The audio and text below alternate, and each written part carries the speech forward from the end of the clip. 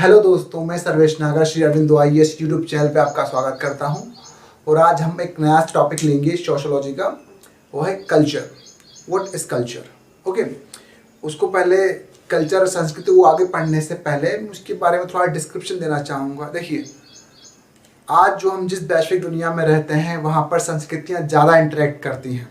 ठीक है, ज़्यादा इंटरेक्ट करती हैं, ज़्यादा लोग असिमिलेट होते हैं, एक दूसरे से मिलते हैं, मिश्रण करते हैं और इंटरेक्ट करते हैं। तो इससे कहीं ना कहीं विभिन्न संस्कृतियाँ करीब भी आ रही हैं और विभिन्न संस्कृतियों में रोष भी बढ़ रहा है, संघर्ष भी बढ़ रहा है, जिसे कल्चरल संघर्ष या कल्चरल क्लैशेस, सांस्कृतिक संघर्ष का नाम दिया है। तो हमें ये समझना होगा क्यों ये हो रहा है। और ये भी बता दूंगा आपको, कल्चरल क्लैशेस कोई नई बात नहीं, इट हैज़ बीन देयर, वो पहले से एग्जिस्ट करता है। चाहे अमेरिकन सिविल वार हो, चाहे ब्लैक एंड वाइट के विरुद्ध जो एक रेसिस्ट की भावना हो, या चाइना में उइगर जो मुसलमान, उनके खिलाफ कार्रवाई हो चीनी सरकार की, तो ये तब भी एग्जिस्ट करता था, आज भी एग्जिस्ट करता है। लेकिन इनको जानने से पहले हमको ये समझना होगा कि कल्चर क्या है। ठीक है, देखो, हर एक समाज का एक विशिष्ट कल्चर रहता है और वो उसको प्रिजर्व करके उसको श्रेष्ठ मानता है। और जब वो अपने ही कल्चर को श्रेष्ठ मानता है तो दूसरे कल्चर को वो इग्नोर कर देता है।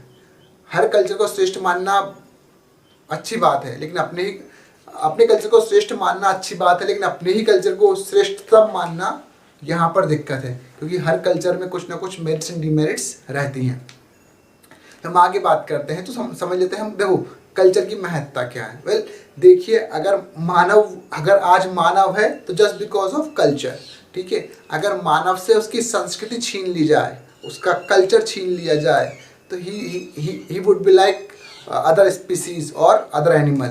वो प्राणी मात्र अदर जानवरों की तरह या जो एनिमल है उनकी तरह ही बिहेव करेगा।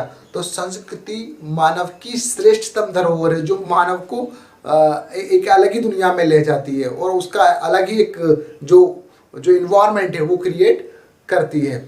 और ये जो संस्कृति है, इट्स जो इंसिडेंट है वो बहुत मिराकल है, जादू ही है उसके लिए। क्यों? क्योंकि क्या है कि यही संस्कृति के माध्यम से वो एक समाज से दूसरे समाज में इंटरेक्ट करता है। हर समाज की विशिष्ट संस्कृति रहती है और ह्यूमन बीइंग, ठीक है, जिसमें अपने शारीरिक और मानसिक शक्तियों के बल पर, ठीक है, भौतिक और अभौतिक दोनों दुनिया में, ठीक है, नए आयाम रचे हैं। भौतिक दुनिया में जहां उसने एरोप्लेन, हवाई जहाज, ट्रांसपोर्टेशंस, रेलगाड़ी और व्हीकल, बड़े बड़े मकान, ठीक है, बड़े बड़े इंफ्रास्ट्रक्चर, इंडस्ट्री बना डाली। वहीं अभौतिक दुनिया में उसे नए विश्वास, नए आयाम, दर्शन, प्रथाएं, उनकी शुरुआत की है। तो ये बताता है कि मानव जो है वो एक एक्स्ट्रा ऑर्डिनरी स्पीसीज है इन द वर्ल्ड। इसके साथ ही मैं बताना चाहूँगा कि संस्कृति क्रिएट ही क्यों कर सका मानव, क्यों ही उसने क्रिएट की है। देखिए, संस्कृति जो है, मैं साधन के तौर पर बताऊं तो उसने अपनी बेसिक नीड्स को पूरा करने के लिए की है। हम आगे बात करेंगे जब कैरेक्टरिस्टिक्स ऑफ कल्चर की हम बात करेंगे। और वो कर ही क्यों सका है संस्कृति का निर्माण, ये भी देख लेते हैं। वेल, देखिए, human being is rare species on earth. ठीक है, उसने अपने आप को जिस तरीके से जिस तरीके से ह्यूमन बीइंग का इवोल्यूशन हुआ है, उसने अपने आप को हर बार जो इवोल्यूशन हुआ है उसमें 4 कदम आगे ही बढ़ाया है।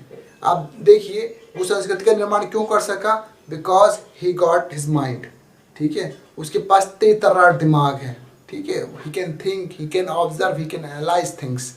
देन उसके पास ही कैन स्टैंड वर्टिकली, वो 2 पैरों पर खड़ा हो सकता है। 2 पैरों पर खड़ा होता है, it means his hand is free. Hand free तो ठीक है, लेकिन he can move his hand in any direction up to 360 degree, उससे थोड़ा बहुत कम, बल्कि वो घुमा सकता है, अपने हाथ को चारों दिशाओं में घुमा सकता है।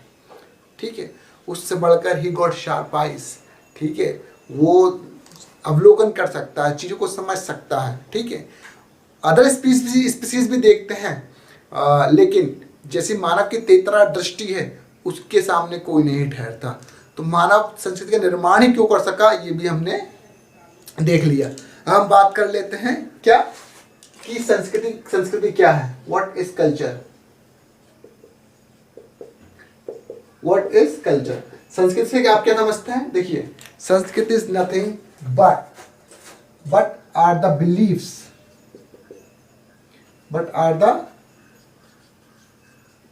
बिलीफ, आइडियोलॉजीज और customs of particular society, region और कंट्री। किसी प्रदेश, समाज या देश का जो आपका विश्वास है, विचारधाराएं हैं या प्रथाएं हैं, उन्हीं को ही संस्कृति कहा है। और अगर इसको आगे जोड़ना चाहो तो इसमें जो इनकी बौद्धिक, यानी कि अगर ना समझ में आए सुनते आना, इंटेलेक्चुअल, और आध्यात्मिक यानी कि आपका स्पिरिचुअल, इंटेलेक्चुअल, देन है आपका मोरल, ठीक है, नैतिक, जो अचीवमेंट्स हैं उन्हीं को इन्होंने संस्कृति कहा है। मानव ने भौतिक और आपके बौद्धिक संसाधनों, साधन या उपकरणों के माध्यम से अपनी प्राणीशास्त्रीय और सामाजिक नीड्स को पूरा करने के लिए जिन उपकरणों का सहारा लिया है, उस पर संस्कृति का नाम सबसे ऊपर आता है, ठीक है। और मानव जन्म से लेकर मृत्यु तक इसी सांस्कृतिक इन्वायरमेंट में रहता है। तो कहने का मतलब है, जब भी अगर आपको परिभाषा लिखनी हो तो आप इस तरीके से या इन आयामों पर, या मैंने डिस्कस किए उन आयामों पर लिख सकते हैं। अब हम आगे जाते हैं, what are the characteristics of culture, संस्कृति की विशेषताएं क्या हैं। What are the characteristics of culture, ठीक है, संस्कृति की विशेषताएं। संस्कृति की पहली विशेषता क्या है? पहली यही है, मानव निर्मित, मैन मेड। क्या है? मानव निर्मित। देखिए, कल्चर जो बना है वो ह्यूमन बीइंग के द्वारा बना है, और चूंकि मैंने पहले बताया उसमें कुछ शारीरिक और मानसिक रेयर क्वालिटीज हैं जो अदर स्पीसीज में नहीं है, ठीक है। इसके कारण ही वो नए आविष्कार की इन्वेंशन किए हैं, ठीक है, डिस्कवरीज की हैं। Just because he is too extraordinary he could do so, इसलिए कर सका, मैंने बताया क्यों एक्स्ट्राऑर्डिनरी है। वो इन्वेंशन कर सका अपनी शारीरिक, मानसिक, बौद्धिक के बल पर। वो डिस्कवरीज की, इन्वेंशन की, हवाई जहाज बनाया, तो पेनिसिलिन की खोज की, तो गुरुत्वाकर्षण का सिद्धांत दिया, तो कई सारी चीजें, ठीक है। दूसरा क्या है कि ये हेल्प करता है पर्सनैलिटी मेकिंग में, पर्सनैलिटी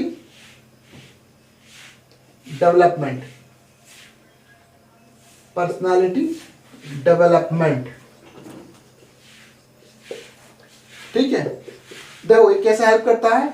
देखो, हर समाज की संस्कृति रहती है, उस समाज के व्यक्ति पर एक स्पष्ट छाप नजर आती है, ठीक है। अगर कोई जापानी से आपको ग्रीट करता है तो वो इस तरीके से ग्रीट करता है, ठीक है। जो हिंदुस्तानी करता है तो उस तरीके से करता है, ये तो सबको पता होगा, काफ़ी प्रोमिनेंट हो गया है और काफ़ी चलन में भी है। और जो मिडिल ईस्टर्न कंट्री है तो वहाँ पर कुछ इस तरीके से वो आपको ग्रीट करते हैं। तो अलग अलग देशों में ग्रीट करने का तरीका अलग अलग है, ठीक है। तो ये आपकी जो व्यक्तित्व उस पर छाप छोड़ते हैं, तो आपका पर्सनैलिटी मेकिंग या डेवलपमेंट में महत्वपूर्ण रहता है। तो ये क्या होगा, आपका व्यक्तित्व निर्माण में भूमिका महत्वपूर्ण रहती है। देन जो नेक्स्ट वन है आपका, वो क्या है आपका, कि हर एक जो कल्चर है वो यूनिक कल्चर रहता है। Each culture is unique.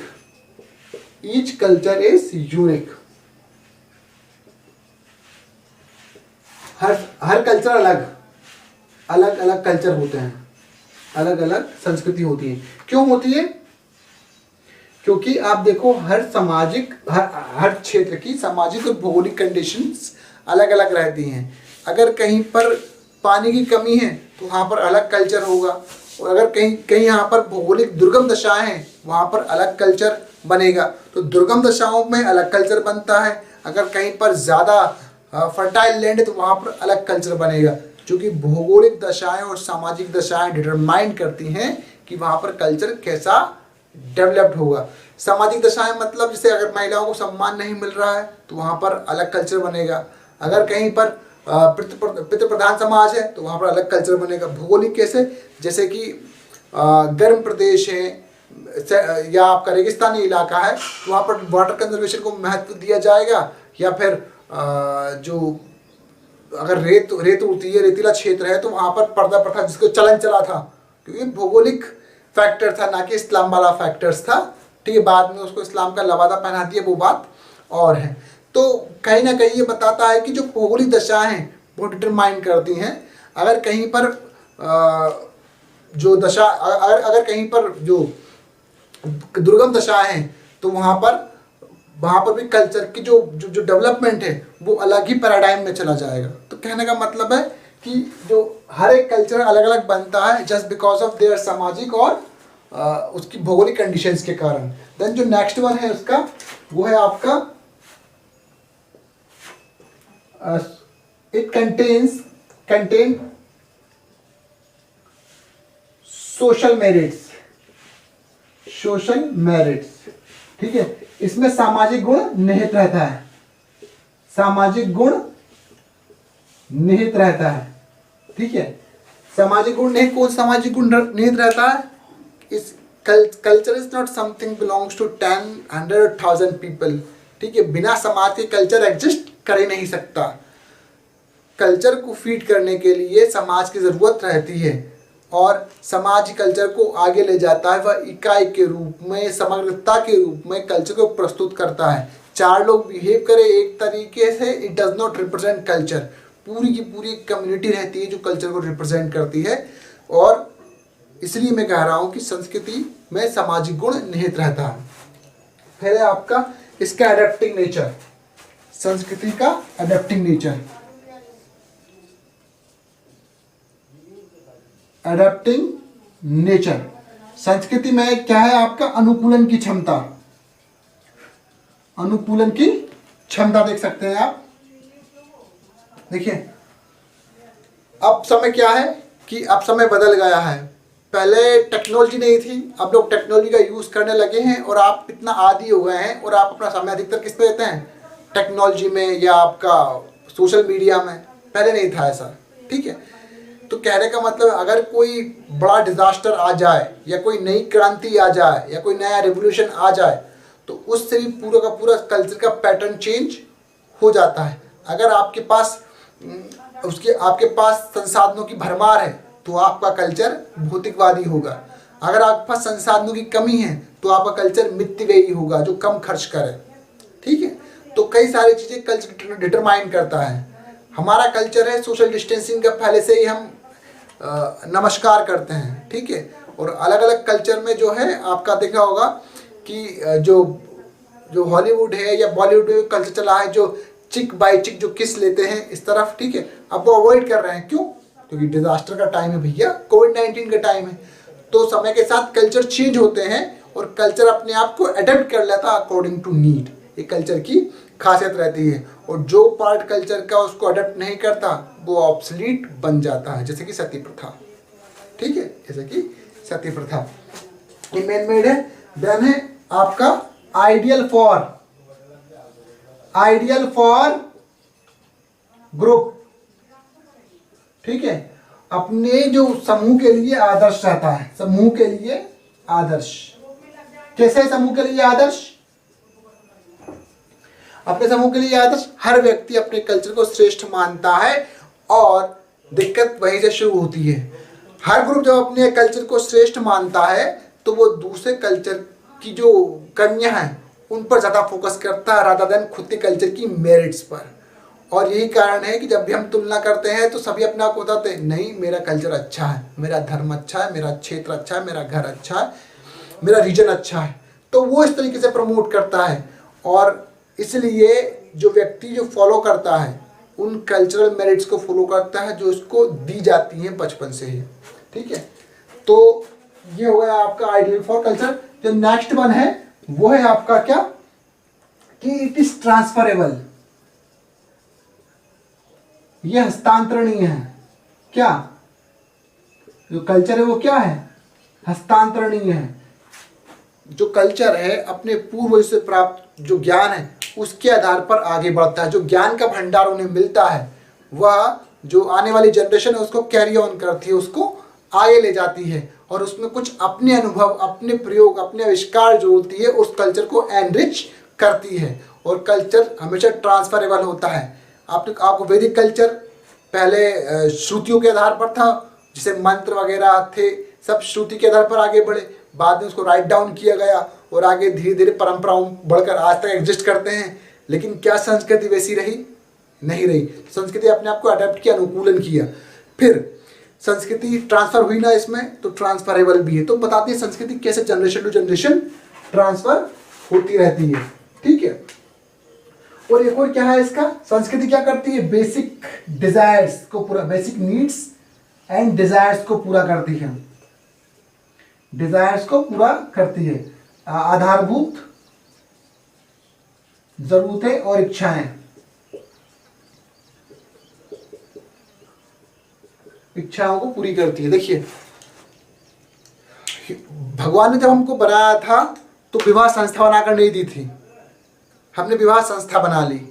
लेकिन हमको ये भी कम लग रहा था तो भगवान ने प्रेम भी बनाकर नहीं दिया। हमको इमोशनली कुछ दमदार चाहिए था जो दो लोगों को जोड़ सके, तो हमने प्रेम बना लिया। ठीक है। तो प्रेम शुद्ध रूप से भगवान ने नहीं दिया है, शुद्ध रूप से ह्यूमन कृति है, हमने बनाया है ताकि हम लोगों से इमोशनली अटैच हो सके। देखो बायोलॉजिकली तो हम एक दूसरे से अटैच रहते ही हैं कि मेरा भाई, मेरे माता पिता, बट जो चीज़ हमने क्रिएट की है वो क्या है? Emotional bond. ठीक है। और ये इमोशनल बॉन्ड माता पिता से अलग दूसरा इमोशनल बॉन्ड है प्रेम का। ये शुद्ध रूप से हमारी कृति है। ठीक है। तो हमने क्या कहा, तो हमारी इमोशनल, मानसिक और शारीरिक, मानसिक तो प्रेम हो गया, फिर शारीरिक हमने विवाह संस्था बना दी, उसको मैरिज का नाम दे दिया उसको। ठीक है। तो हमने प्राणी शास्त्रीय और अपनी जो सामाजिक नीड्स है उसको पूरा करने के लिए कई चीज़ों को क्रिएट किया है। उनमें प्रेम और विवाह भी एक दो संस्थाएं हैं। अब प्रेम को मैं संस्था नहीं कहूँगा, विवाह संस्था है, प्रेम नहीं। प्रेम तो एक इमोशन है। ठीक है। तो ये आपकी बेसिक चीज़ें हैं। ठीक है। तो मैंने आपको ये बता दिया कि these are the basic characteristics of culture. और जब मैं कल्चर की बात कर रहा हूँ तो आपको बता दूं कि कल्चर जो है हर एक संस्कृति का एक, अब हर एक समाज का एक अविभाज्य हिस्सा है। आप कल्चर को हटा दोगे वो समाज निम्नतम कोटि पर गिर जाएगा और उस समाज में लोग एनिमल की तरह बिहेव करेंगे। तो culture not only makes human being but it also makes society. So this तो मैं यहीं पर मेरा लेक्चर कंक्लूड कर रहा हूँ। सी यू अगेन। Thank you.